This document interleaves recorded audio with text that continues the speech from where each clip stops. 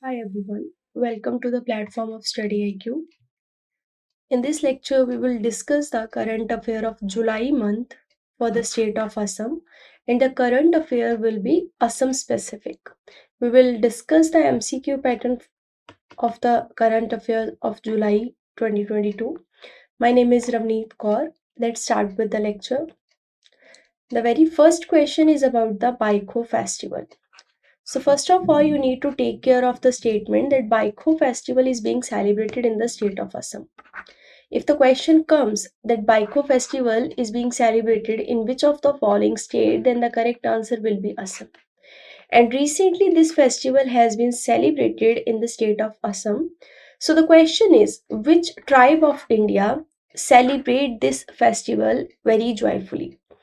The options are Garo, Rabha, Karbi, Pabi. And this is important question. So the correct answer is Rabha. Rabha tribe of India celebrate this festival in the state of Assam, that is Baikho. So we all know that Assam is the gateway to northeast India where this Baikho festival is being celebrated. It is celebrated by the Rabha tribes of India. And also remember it is celebrated annually because sometimes there are other festivals which got celebrated after 2 years, but this is celebrated annually. So it is celebrated to bring the auspicious harvest season. So it is related with the good crop and farming so that the farmers get the abundant crop and good health also. So this is a celebration of good harvest. It is ancient tradition, not the modern one. It is being celebrated since the ancient period. Predominantly the Rabha tribe observe, or you can say celebrate, this festival. However, the people from other communities are also the participatory one to harmonize the celebrations. Now we will see how this festival is being celebrated. During the festival, different rituals are being carried out for warding off the evil spirits and also for bringing the good health and good prayers to the community. It also helps to get the ample rain according to the tradition. In the afternoon, people dress in the traditional attire and they used to dance on the drum beats.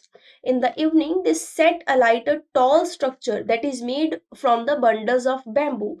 When the sun set, then the priest offered the prayer to the god of harvest, which is the tall structure. After the prayers, priests run over hot coals which are left simmering by the fire. So, this running over the hot coal is meant to honor the harvest deity. Later, women wash the feet of the priest and serve them the food. In another unique customs, Rabha tribes smear their faces with the rice flour and pour rice beer for the others. Now, if we talk about the Rabha tribe, then they belong to the Tibeto-Burman community. They reside in the lower Assam, in the Garo Hill, and also in the Doar region of the West Bengal. They are among the plains tribe in the state, and they tend to do the agriculture. So that means they are agriculture based community. They have distinctive culture and celebration, and one of the celebration is Baikho festival. Next question is again very important, which is about Environment Performance Index. The question is, what is the rank of India in this Environment Performance Index, which has been released recently? The options are 180th rank, 123rd rank, 190th rank, or 111th rank. So the correct answer is 180th rank in the Environment Performance Index. If the question comes that which organization released this Environment Performance Index or which body released it, World Economic Forum will be the correct answer. World Economic Forum has released the 2022 edition of Environmental Performance Index. India has been ranked at the 180th position, which is actually the bottom position of this index. The index measures the environmental performance of all the 180 countries, and among those 180 countries, the rank of India is 180th, which is the bottom one.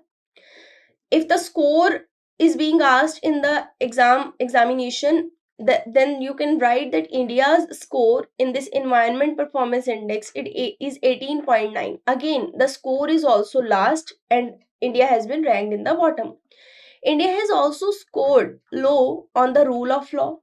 These are the different measures or the parameters on which the scores are being allotted. So India is already being scored low in the rule of law, control of corruption, government effectiveness, according to this index. If we talk about the 2020 index or compare this index with the 2020 index, then the rank of India in the Environmental Performance Index 2020 was 168th and the score was 27.6, which means the position of India is being deteriorated over 2 years. Denmark has been ranked the first in this index with a score 77.90. The second position is being gained by United Kingdom with a score of 77.70. Finland is third, and then there are Malta and Sweden countries which are being ranked. Now let's see something more about Environment Performance Index. It is basically an international ranking system of different countries. Like in this ranking, we used to study the 180 countries on different parameters. This is an international ranking system of the countries based on the environment health of the countries. It was developed to evaluate the environmental sustainability of the different part of the world. It is biennial index and was first published in 2002 as Environmental Sustainability Index. So question might come that what was the name of Environment Performance Index when it was launched? The name was Environmental Sustainability Index. It was launched by World Economic Forum at that period of time by collaborating with the Yale Center for Environmental Law and Policy as well as with the Columbia University Center for International Earth Science Information Network. This ranking system was designed to supplement the environmental target which is being set by United Nations Millennium Development Goal. And this Millennium Development Goal are being now replaced by Sustainable Development Goal. So you can say that for following or for gaining the Sustainable Development Goal objective, this ranking has been released so that countries can perform or improve accordingly on the environment parameters. Next question is about Swanirbhar Nari. Assam Chief Minister Himant Biswa Sarma has launched Swanirbhar Nari scheme. This scheme is launched in the Guwahati and it is particularly to empower the indigenous section of society. So what is that indigenous section of society which will benefit by this scheme? Are they weavers or potters, dancers or singers? The correct answer will be indigenous weavers. Swanirbhar Nari scheme will benefit the indigenous weavers in the Guwahati. So this is particularly to empower the indigenous weavers in the Assam's Guwahati. The state government will procure the handloom items directly from the indigenous weavers and the procurement will be done online to promote the transparency. There is a web portal there on which this procurement will goes on and it will ensure the livelihood opportunities to the weavers. This scheme will help in preserving the heritage of handlooms also and promote the textile of the state also plus empower the weavers also. So multiple objectives will be addressed or served with this scheme. The question might come that Swanirbhar Nari scheme belongs to which of the following state? Then the correct answer will be Assam. Under the scheme, the state government has decided to procure the handloom item directly. Remember this word directly from the indigenous weavers. There will be no middleman. If it would have been indirectly, then that means middleman would be there. But in this scheme, the government will procure directly to ensure the transparency. So there will be no middleman and directly the portal will apply the procurement procedure. Scheme will be implemented with the help of ArtFed and AGMC. The administrative control will be under the Director of Handloom Textile Assam. Altogether, 31 number hand-woven items are being covered in the scheme, and these items belong to various communities that are residing in the Assam.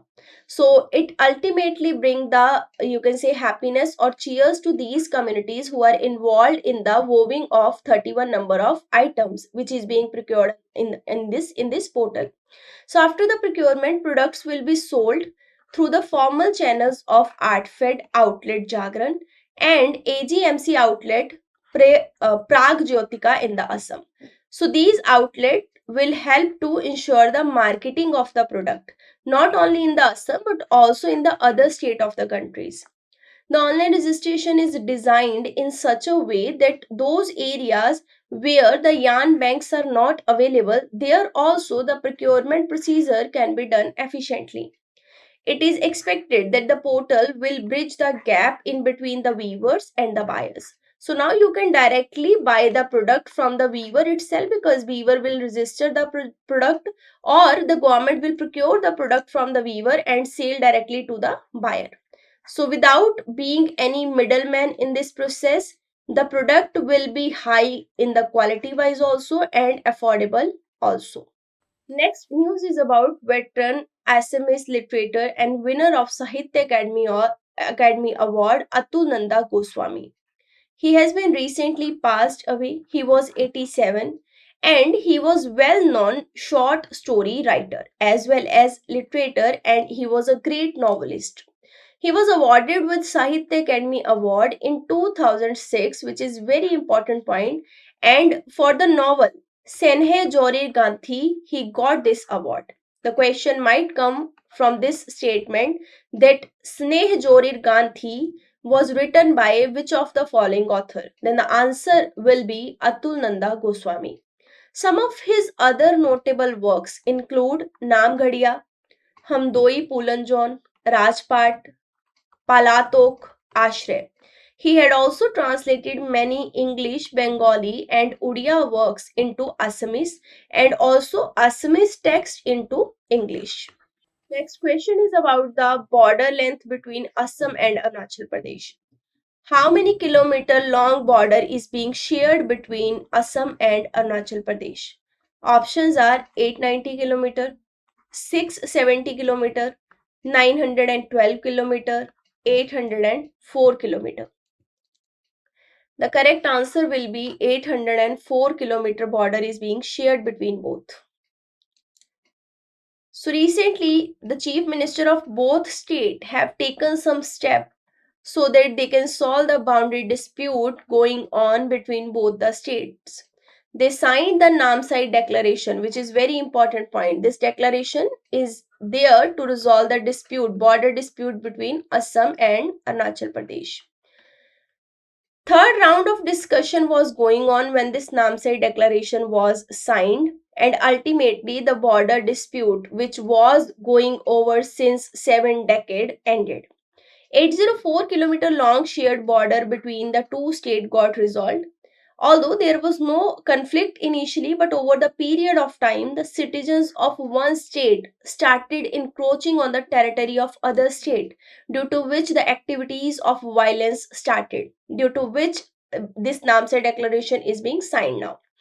Since 1989, a lawsuit about the matter has been pending before the Supreme Court. There were 123 border settlements that were in the contention earlier. Now they have decided to limit the 86 villages in the contention zone. Additionally, they have decided to remedy the problem by the September 15 of this year regarding these villages also. The signing has furthered the closeness and brotherhood between the two neighboring northeastern states, according to the CM. And this decision is a milestone and landmark.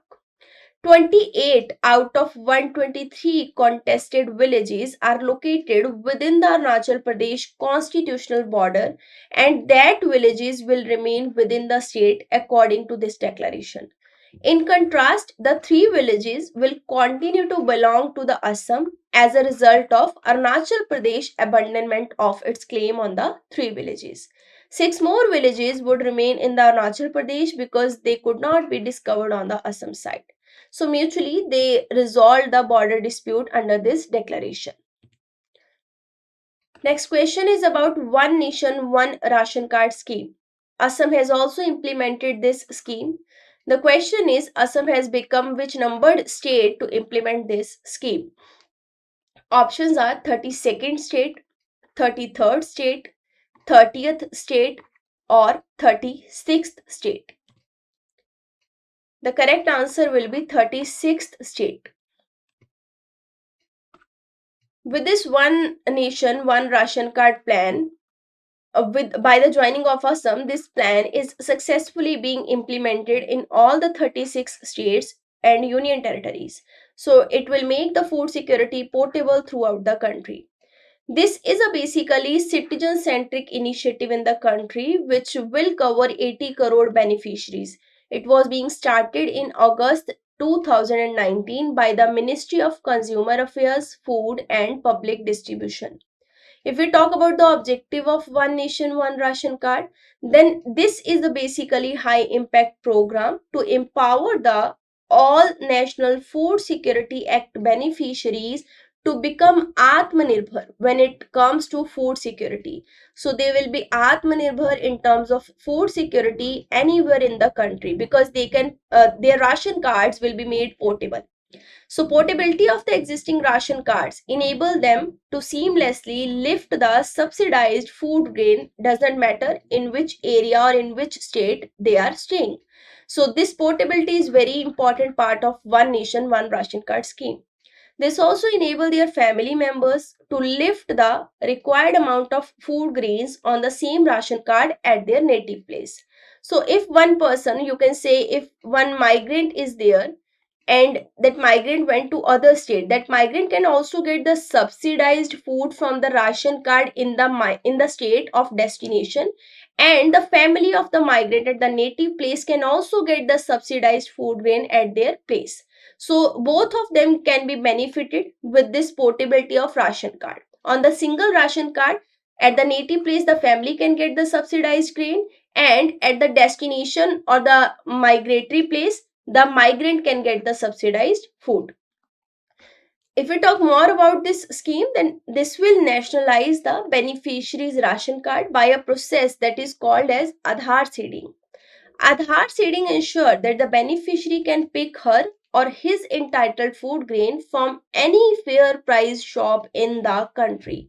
Earlier, it was not in the country, it was only to the state, it was only restricted to the state of the ration card. But now, the beneficiary can pick the food grain from the any fair price shop of the country.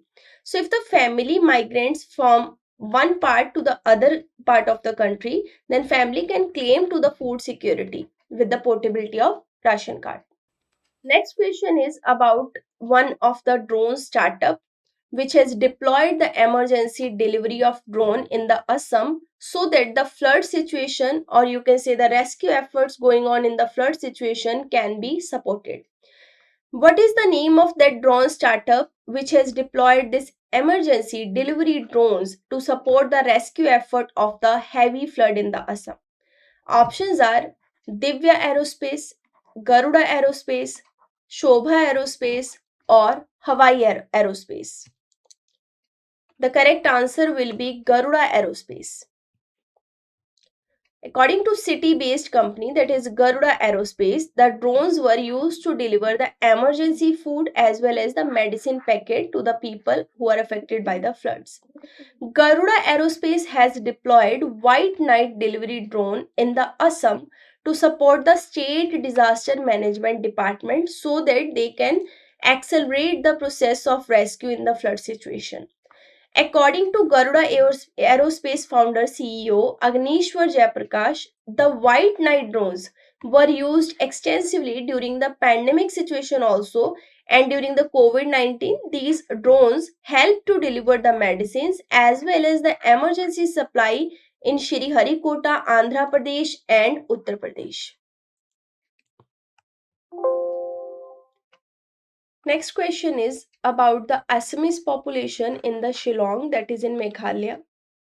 So what is the estimation of Assamese population in the Shillong including the permanent settlers? Options are 3,000, 8,000, 10,000 or 5,000. The correct answer will be 5,000. Approximately 5,000 Assamese population stays in the Shillong, including the permanent settlers.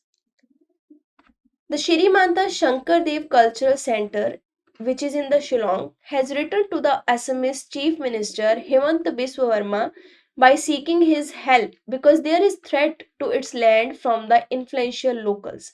This land, that is cultural center in the Shillong, here the number of Assamese people stay. The Assamese community runs some religious as well as some socio-cultural institution in the Shillong, and one of this social cultural institution is Shriman Shankradev Cultural Center. The other properties are Assam Club, Assam Cultural Center, Laban Namgarh. Meghalaya minister has proposed to develop the Shriman Shankradev Culture Center and Assam Club. He said that multi-story building, each with a shopping complex, parking space, community hall will be built. However, the Assamese settlers there suspect that they might end up slowly losing the property by building up this center.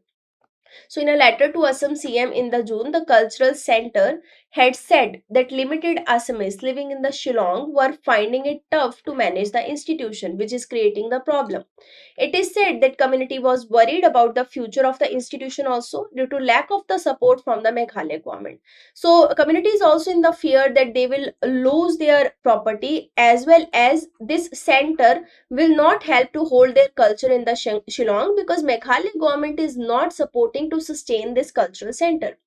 The Assamese has set up these institutions after a lot of effort and now these institutions are in danger. So that's why they are asking the help of Assam Chief Minister to conserve their cultural center which is belong to the Assam people. This is very important question. Recently, the Assam cabinet has approved the identification of number of Assamese Muslim subgroup.